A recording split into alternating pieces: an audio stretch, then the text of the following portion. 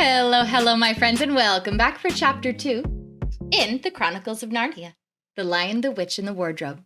Today, we are on Chapter 2. "Good evening," said Lucy, but the fawn was so busy picking up its parcels that at first it did not reply.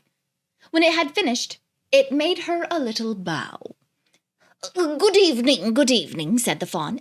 Excuse me, I don't want to be inquisitive, but should I be right in thinking that you are a daughter of Eve?" "My name's Lucy," she said, not quite understanding him. "But you are, forgive me, you are what they call a girl?" asked the fawn. "Of course I'm a girl," said Lucy. "You are, in fact, human?"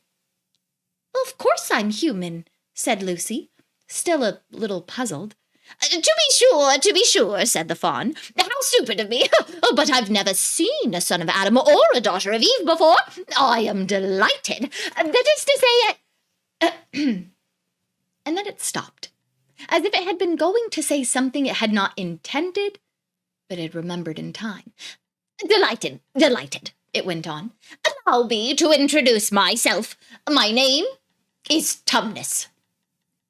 "I am very pleased to meet you, Mr. Tumnus," said Lucy.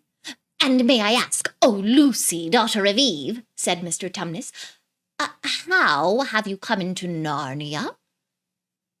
"Narnia? What's that?" said Lucy. "Oh, this is the land of Narnia," said the fawn, "where we are now. All that lies between the lamp-post and the great castle of Cair Paravel on the eastern sea, and you have come from the wild woods of the west." I got in through the wardrobe in the spare room," said Lucy.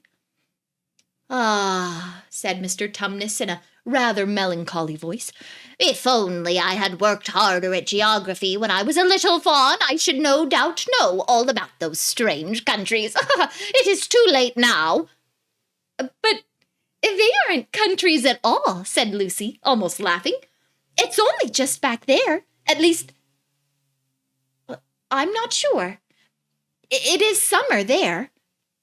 "Meanwhile," said Mr. Tumnus, "it is winter in Narnia, and has been for ever so long, and we shall both catch cold if we stand here talking in the snow. Daughter of Eve from the far land of Spare Room, where eternal summer reigns around the bright city of Wardrobe, how would it be if you came and had tea with me?" "Well, thank you very much, Mr. Tumnus," said Lucy, "but I was wondering whether I ought to be getting back."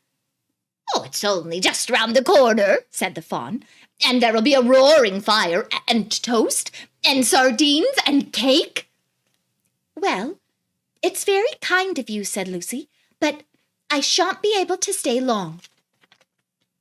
"If you take my arm, daughter of Eve," said Mr. Tumnus, "I shall be able to hold the umbrella over both of us.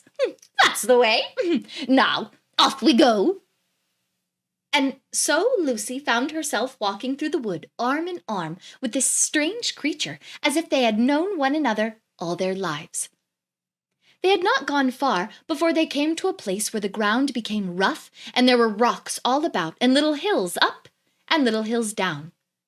At the bottom of one small valley, Mr. Tumnus turned suddenly aside, as if he were going to walk straight into an unusually large rock, but at the last moment, Lucy found he was leading her into the entrance of a cave.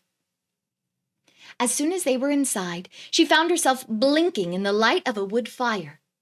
Then Mr. Tumnus stooped and took a flaming piece of wood out of the fire with a neat little pair of tongs and lit a lamp. "Now we shan't be long," he said, and immediately put a kettle on. Lucy thought she had never been in a nicer place. It was a little, dry, clean cave of reddish stone, with a carpet on the floor and two little chairs. "One for me and one for a friend," said Mr. Tumnus.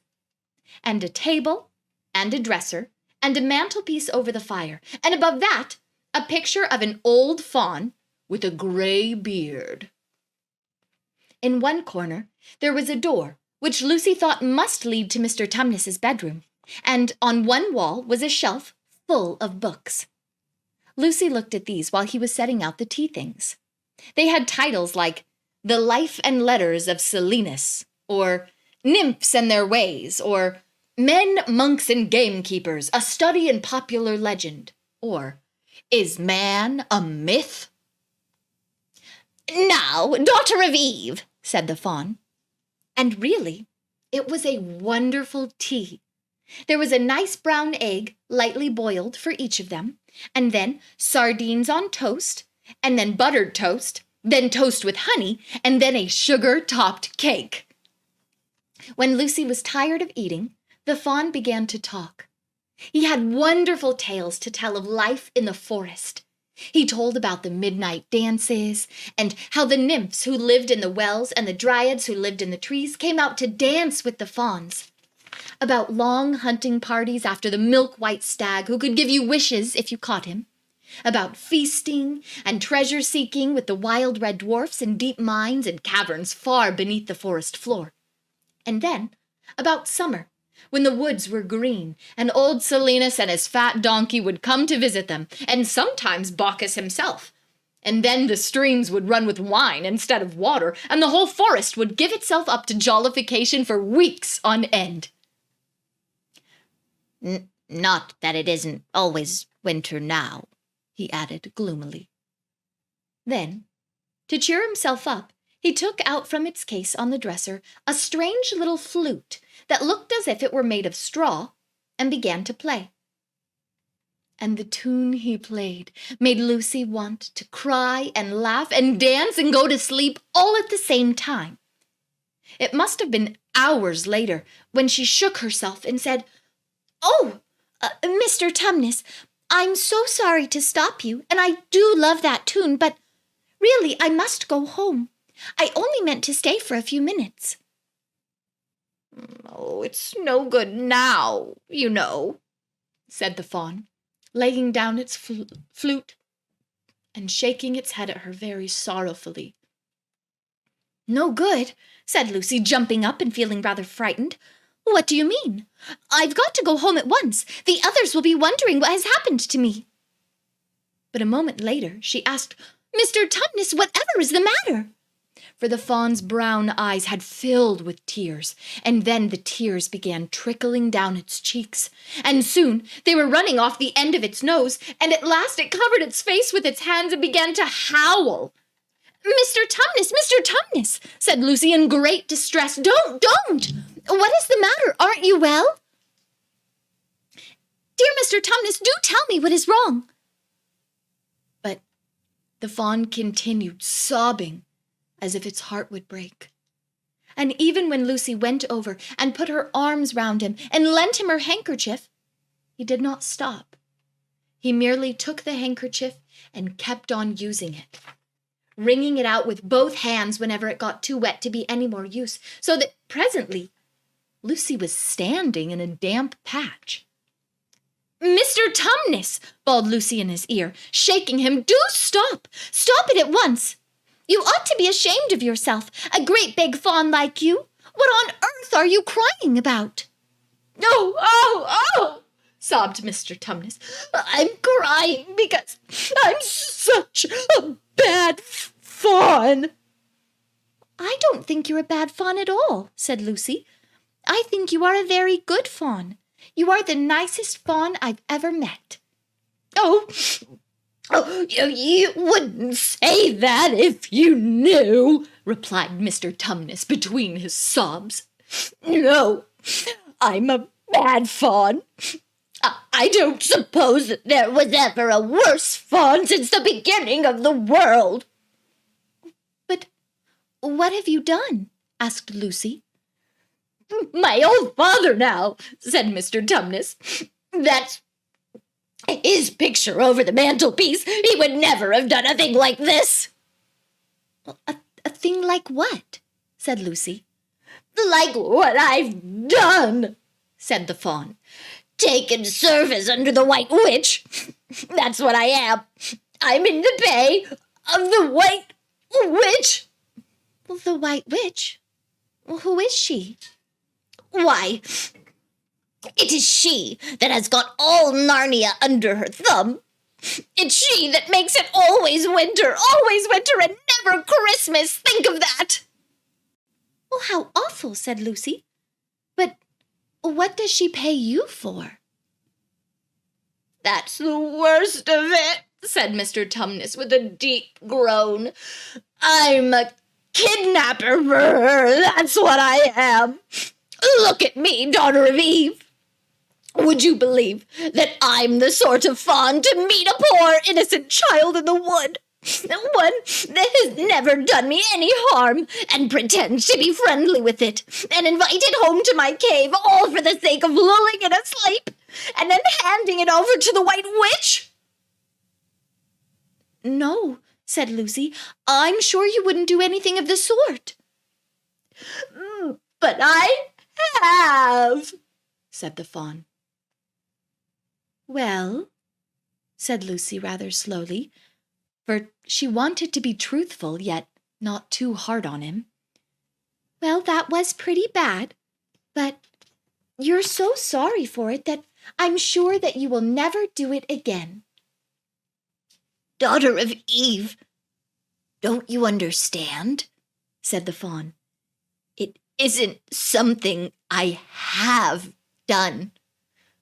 I'm doing it now, at this very minute." "What do you mean?" cried Lucy, turning very white. "You are the child," said Tumnus. "I had orders from the White Witch that if I ever saw a son of Adam or a daughter of Eve in the wood, I was to catch them and hand them over to her. And you are the first I ever met, and I've pretended to be your friend and asked you to tea, and all the time I've been meaning to wait until you were asleep, and then go and tell her." "Oh, but you won't, Mr. Tumnus," said Lucy. "You won't, will you? Indeed, you really mustn't." "And if I don't," he said, beginning to cry again, "she's sure to find out.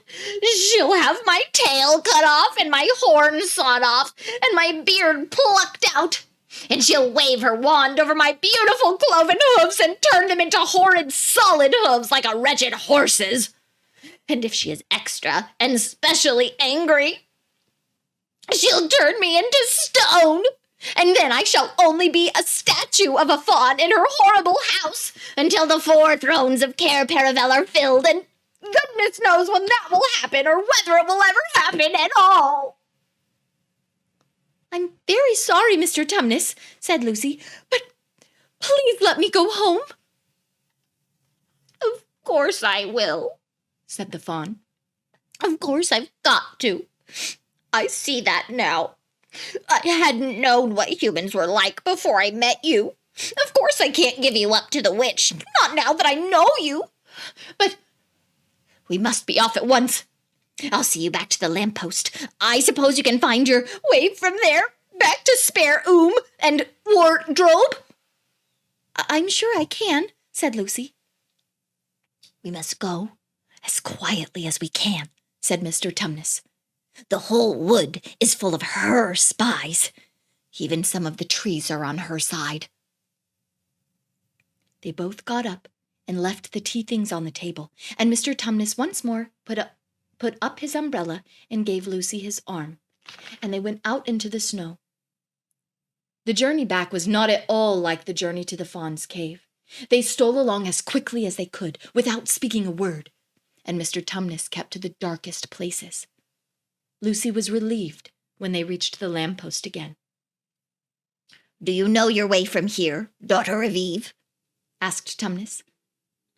Lucy looked very hard between the trees and could just see in the distance a patch of light that looked like daylight. "Yes," she said, "I can see that wardrobe door." "Then be off as quick as you can," said the fawn. "And can you ever forgive me for what I meant to do?" "Why, of course I can," said Lucy, shaking him heartily by the hand, "and I do hope you won't get into dreadful trouble on my account." "Farewell, daughter of Eve," said he. "Perhaps I may keep the handkerchief?" "Rather," said Lucy, and then ran toward that far-off patch of daylight as quickly as her legs would carry her. And presently, instead of rough branches brushing past her, she felt coats. And instead of crunching snow under her feet, she felt wooden boards. And all at once she found herself jumping out of the wardrobe into the same empty room from which the whole adventure had started. She shut the wardrobe door tightly behind her and looked around, panting for breath. It was still raining, and she could hear the voices of the others in the passage. "I'm here!" she shouted. "I'm here! I've come back! I'm all right!"